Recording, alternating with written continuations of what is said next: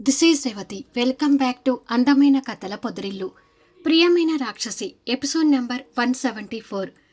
చైతన్య శిరీషను కలపడానికి ఆనంది చెప్పిన ఐడియా. తన ఐడియా విని అశ్విన్, నదిత అంతగా ఎందుకు కోపం తెచ్చుకుంటున్నారు? కథలకు వెళ్ళబోయే ముందు దయచేసి వీడియోకి ఒక లైక్ ఇవ్వండి, అలాగే హైప్ ఇచ్చి వీడియోని సపోర్ట్ చేయండి. స్టోరీస్ నచ్చినట్టయితే మన ఛానల్ని తప్పకుండా షేర్ చేయండి. ఇక కథలకు వెళ్ళిపోదాం. తల్లి మాటలకు అమర్ కొన్ని క్షణాలు ఆలోచించి చైతన్య రూంలోకి వెళ్ళేసరికి చైతన్య బాధ, కోపం కలగలిపిన భావాలతో కనిపిస్తూ బెడ్ మీద పడుకొని ఫోన్లో శివంగి ఫోటోలను కన్నీటి పొరలతో చూడటం కంటపడుతుంది. చైతన్య భార్యని ఎంతగా ప్రేమిస్తున్నాడో, తను ఎంతగా మిస్ అవుతున్నాడో అమర్కి అర్థమవుతూ చైతన్య అంటూ పిలుస్తాడు. ఆ పిలుపుతో చైతన్య వెంటనే ఫోన్ కట్ చేసి లేచి నిలబడి, ఏంటి మావయ్య అని అంటాడు. అమర్ దగ్గరికి వచ్చి చైతన్యని కూర్చోబెట్టి చైతన్య పక్కన అమర్ కూడా కూర్చొని, మీ అత్తయ్య ఫోన్ చేసి అక్కడ జరిగిన విషయం అంతా చెప్పింది అని అంటాడు. ఏదో పెద్ద ఘనకార్యం చేసినట్టు మళ్ళీ మీకు ఫోన్ చేసి చెప్పడం ఎందుకు మావయ్య అని అంటాడు శివంగి మీద కోపంతో. అలా అనుకోకు చైతన్య, కూతురు సంసారం అలా అయ్యేసరికి ఏ తల్లికైనా బాధే ఉంటుంది కదా, అలాగే నందిత కూడా శిరీష గురించి ఆలోచిస్తుంది అని అంటాడు అమరు. ఏమైనా వాళ్ళ నిర్ణయం నాకేమీ నచ్చడం లేదు మావయ్య. అక్కడ వాళ్ళ మాటలు విన్నాక నాకు అసలు చాలా కోపం వచ్చింది. కానీ అయిన వాళ్ళ దగ్గర అంత కోపాన్ని ప్రదర్శించలేక ఇంకా తగ్గే మాట్లాడాను అని అంటాడు. వాళ్ళ నిర్ణయానికి ఒప్పుకుంటే పోయేది ఏముంది అంటాడు అమర్. అది విని ఆశ్చర్యపోతూ, ఏంటి మావయ్య మీరు కూడా అలా మాట్లాడుతున్నారు అని అంటాడు. మాలో ఎవరికైనా మీ భార్య భర్తలు కలిసి సంతోషంగా కాపురం చేసుకోవడం కావాలి చైతన్య. అది ఇక్కడైనా అక్కడైనా ఒకటే. ఆ ఇల్లేమి మనకు పరాయి ఇల్లు కాదు. నా భార్య, నా కొడుకు, నా కూతురు అక్కడే ఉంటున్నారు అంటే అది మనిల్లు కూడా అంటాడు అమర్. అవునా మావయ్య, అయితే నువ్వు, బామ్మ, నేను ముగ్గురు వెళ్ళి వాళ్ళ ఇంట్లో ఉందామా అని అడుగుతాడు చైతన్య. అలా మాట్లాడకు చైతన్య. నా కూతురు నిన్ను అక్కడికి రమ్మంటుందంటే నా కూతురు కూడా నిన్ను మనస్ఫూర్తిగా కోరుకున్నట్టే కదా, తనని బాధ పెట్టకు అంటాడు అమర్. మీ కూతుర్ని మీరు వెనకేసుకుని రాకండి మావయ్య. మీ కూతురికి ఎలా బుద్ధి చెప్పాలో, తన్ని ఇక్కడికి ఎలా రప్పించాలో నేను చూస్తాను కదా అంటాడు చైతన్య. తను ఇక్కడికి రావటానికి ఇష్టపడటం లేదు కదా చైతన్య అని అంటాడు. రావటానికి ఇష్టపడకపోవచ్చు, కానీ ఇక్కడికి వచ్చి ఉన్నాక తను ఇక్కడే ఉండటానికి ఇష్టపడుతుంది అని అంటాడు. కొంచెం నేను చెప్పేది కూడా విను చైతన్య అంటాడు అమర్. వాళ్ళ నిర్ణయాన్ని నేను ఎప్పటికీ యాక్సెప్ట్ చేయను మావయ్య. మిమ్మల్ని వదిలే వెళ్ళే క్షణాలు ఎప్పటికీ రాకూడదు. దయచేసి ఇక ఈ విషయం గురించి నా దగ్గర డిస్కషన్ చేయొద్దు ప్లీజ్ అంటూ రిక్వెస్ట్ చేస్తాడు. ఇక అమర్ కూడా ఏమీ మాట్లాడలేకపోతుంటాడు. ఆ రోజు నైట్ నందిత వాళ్ళందరూ కూర్చొని భోజనం చేస్తుంటే ముత్యాలు అందరికీ భోజనాలు వడ్డిస్తుంటుంది. అమర్ చెప్పినా కూడా చైతన్య వినిపించుకోవడం లేదంట అశ్విన్. ఇంతకుముందే అమర్ ఫోన్ చేసి మాట్లాడాడు అంటుంది నందిత. నందిత మాటలు విని శివంగి చైతన్య మీద కోపంతో పళ్ళు నూరుతూ ఉంటే, మరి ఏం చేద్దామమ్మా అంటాడు అశ్విన్. ఏం చేసేదేముంది, ఈ శివంగిని మా ఆనంది నిలయానికి పంపించడమే అంటుంది ఆనంది. ఏయ్, నువ్వు అసలు మా విషయాలు జోక్యం చేసుకోకుండా ఉండలేవా అంటూ అశ్విన్ ఆనంది మీద గుర్రుమంటాడు. సమస్యకు సొల్యూషన్ చెప్తుంటే నా మీద కోపడతావేంటి అమ్మా అంటుంది ఆనంది. శివంగి సీరియస్ అవుతూ, నీ బోడీ సొల్యూషన్ మాకు అవసరం లేదు. నువ్వు కలలు కన్నట్టుగా నేను ఆనంద నిలయానికి అసలు వెళ్ళను అంటూ శివంగి చేయి కడుక్కొని కోపంగా అక్కడి నుంచి వెళ్ళిపోతుంది. శిరీష కోపంగా ఉంటుంటే నదిత, అశ్విన్ బాధపడుతుంటారు. హా, ఐడియా. మా అన్నయ్య శిరీష కలిసి ఉండాలంటే నా దగ్గర ఒక బ్రహ్మాండమైన ఐడియా ఉంది అమ్మా అంటుంది ఆనంది. ఏంటి ఆ ఐడియా అని అడుగుతుంది నందిత. తన దగ్గర అన్ని చెత్త ఐడియాలే ఉంటాయమ్మా అంటూ చిరాకు పడతాడు అశ్విన్. ఆ ఐడియా ఏంటో తను చెప్పనివ్వు అశ్విన్ అని. ఏంటి నీకొచ్చిన ఐడియా, అదేంటో చెప్పు అంటుంది నందిత. నువ్వు, నేను, యమ మన ముగ్గురం ఆనంద నిలయానికి వెళ్ళి ఉంటే శివంగి ఈ ఇంట్లో ఒక్కతి ఉండలేక మన వెంట వచ్చేస్తుంది. అప్పుడు అన్నయ్య శివంగి కలిసిపోతారు కదా అని చెప్పి, ఎలా ఉంది నా ఐడియా అంటూ పళ్ళు విక్కిలిస్తూ అడుగుతుంది. అది విని నదిత కోపంగా చూస్తుంటే, నీ బొందలాగుంది. ఇంకొకసారి ఇలాంటి బుర్రలేని ఐడియాలు ఇచ్చావంటే వికిలిస్తున్న నీ పళ్ళు విరక్కొడతాను అంటూ వార్నింగ్ ఇస్తాడు అశ్విన్. దెబ్బకి పళ్ళు కనపడకుండా నోరు మూసుకుంటుంది. తన దగ్గర అన్ని చెత్త ఐడియాలు ఉంటాయని నేను చెప్పాను కదమ్మా అంటాడు అశ్విన్. మరి తన పెంపకం ఎవరిది?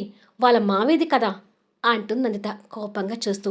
ఇదిగో అత్త, నీకు నాకు అత్త కొడలుగా ఎన్నైనా ఉండొచ్చు, మనము ఎన్నైనా అనుకుందాము, కానీ మధ్యలో మా మావయ్యని మాత్రం ఏమీ అనొద్దు చెప్తున్నా అంటూ బెదిరించినట్టుగా అంటుంది.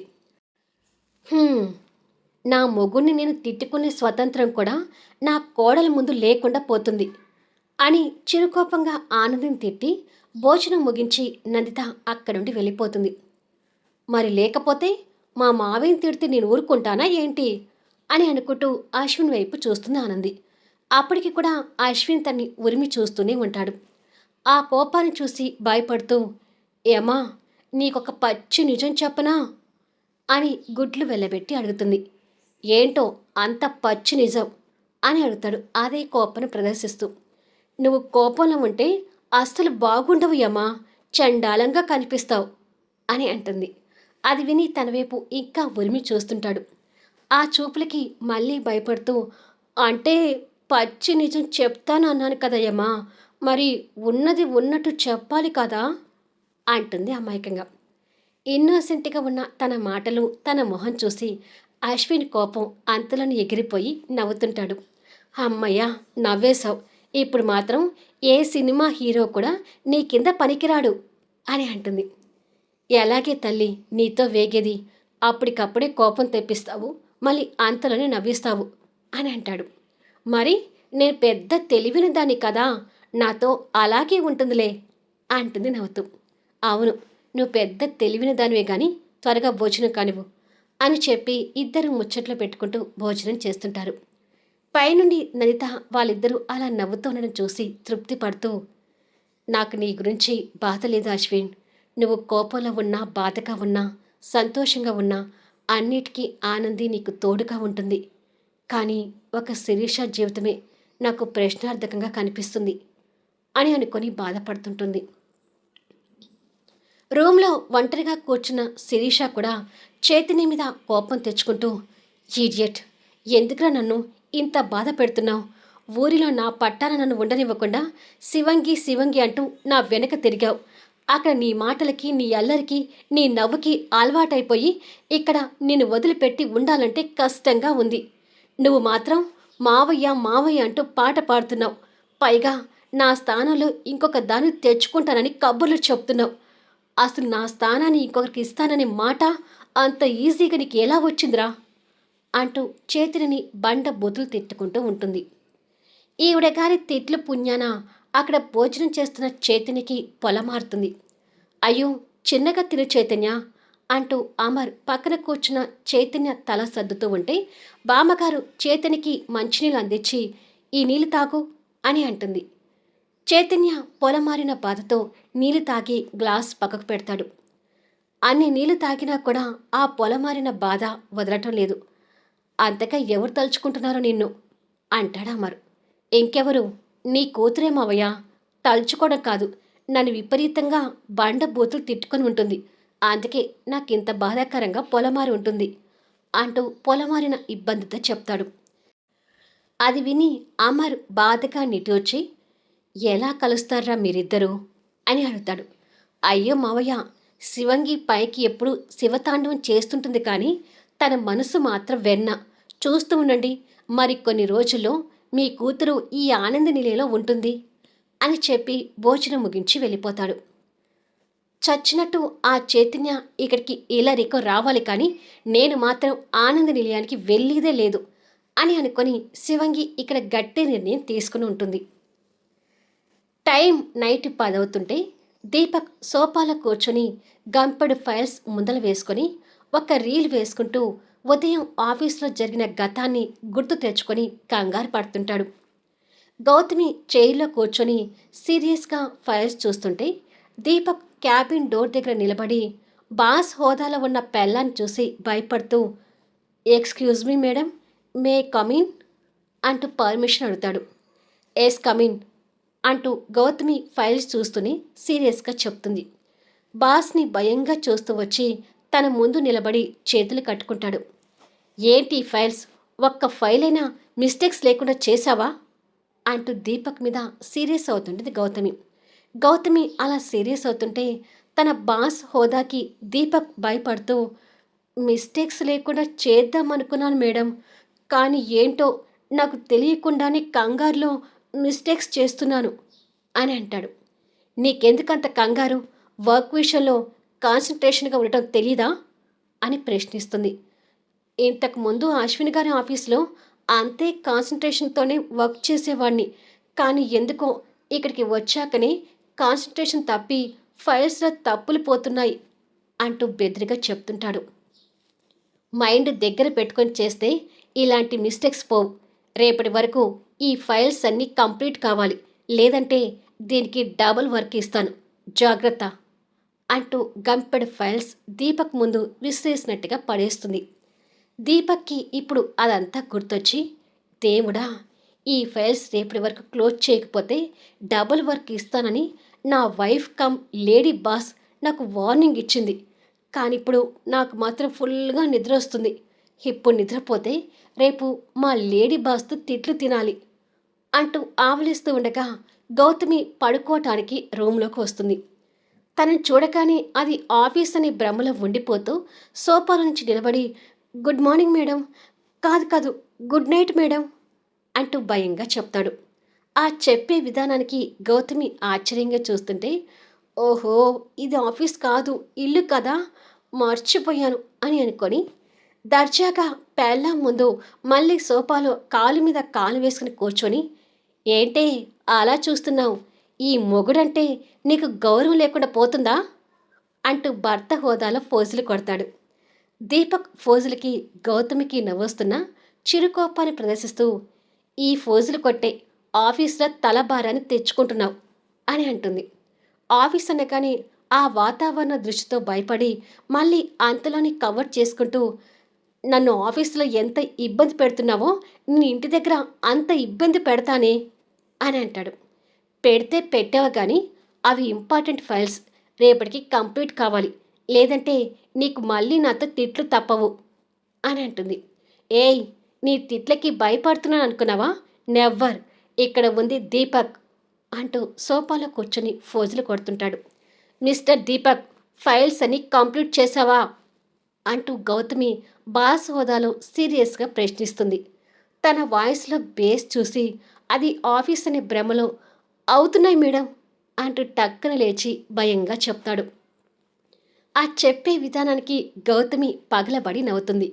ఆ నవ్వు చూసి, ఛా, తను ఇలా అడిగేసరికి ఇది ఆఫీస్ అనుకున్నాను అని మనసులో అనుకుంటాడు. వసే, నువ్వు అలా పగలబడి నవ్వకే అంటూ మళ్ళీ మొగుడు ఫోసు కొడతాడు. ఆ మాటకి చురుగ్గా చూస్తుంది. ఆ చూపుకి భయపడుతూ, అంటే ఇది ఇల్లు కదా, నువ్వు నా పెళ్ళానివి, నేను నీ మొగుడిని కాబట్టి అలా అన్నాను అని అంటాడు. అన్న మాటలు చాలే కానీ ఆ ఫైల్స్ ఇద్దరం కలిసి పూర్తి చేద్దాం రా అంటూ సోఫాలో ఉన్న ఫైల్స్ అన్నీ తీసుకువెళ్ళి బెడ్ మీద పెడుతుంది. ఎందుకు, నేను చేసుకుంటానులే అని అంటాడు. నువ్వు ఇలాగే చేస్తూ కూర్చుంటే రేపు పనిష్మెంట్ డబుల్ వర్క్ అవుతుంది, నా వార్నింగ్ గుర్తులేదా అని అంటుంది. అమ్మో, ఎందుకు గుర్తులేదు అని అంటాడు తన్ని కోపంగా చూస్తూనే. ఇద్దరం కలిసి పూర్తి చేస్తుంటే కరెక్ట్గా అర్ధగంటలో వర్క్ అయిపోతుంది అంటూ గౌతమి బెడ్ మీద కూర్చొని ఫైల్స్ చూస్తుంటే దీపక్ కూడా వచ్చి ఫైల్స్ తీసుకొని చూస్తుంటాడు. ఇక ఆ క్షణం మాత్రం బాస్ అనే హోదాలో గౌతమి లేకుండా, మొగుడని హోదాలో దీపక్ కాకుండా ఇద్దరు కలిసిపోయి డిస్కషన్ చేస్తూ వర్క్ చేస్తుంటారు. దీపక్ అలా బెడ్ కానుకొని కూర్చొని ఫైల్స్ చూస్తూ కొద్దిసేపటికి నిద్రలోకి జారుకుంటాడు. దీపక్ నిద్రకి ఆగటం లేదులే, పడుకొనిద్దాం అని అనుకొని మిగతా వర్క్ గౌతమి చూసుకొని కాసేపటికి ఫైల్స్ పక్కకు పెట్టి దీపక్ని సరిగ్గా పడుకోబెట్టి దుప్పటి కప్పి తను కూడా దీపక్ పక్కన పడుకుంటుంది. గౌతమి దీపక్ని చూస్తూ పడుకుంటే దీపక్ తన వైపుగా తిరిగి నిద్రలో భార్య నడుము మీద చేవేసి దగ్గరగా తీసుకుని పడుకుంటాడు.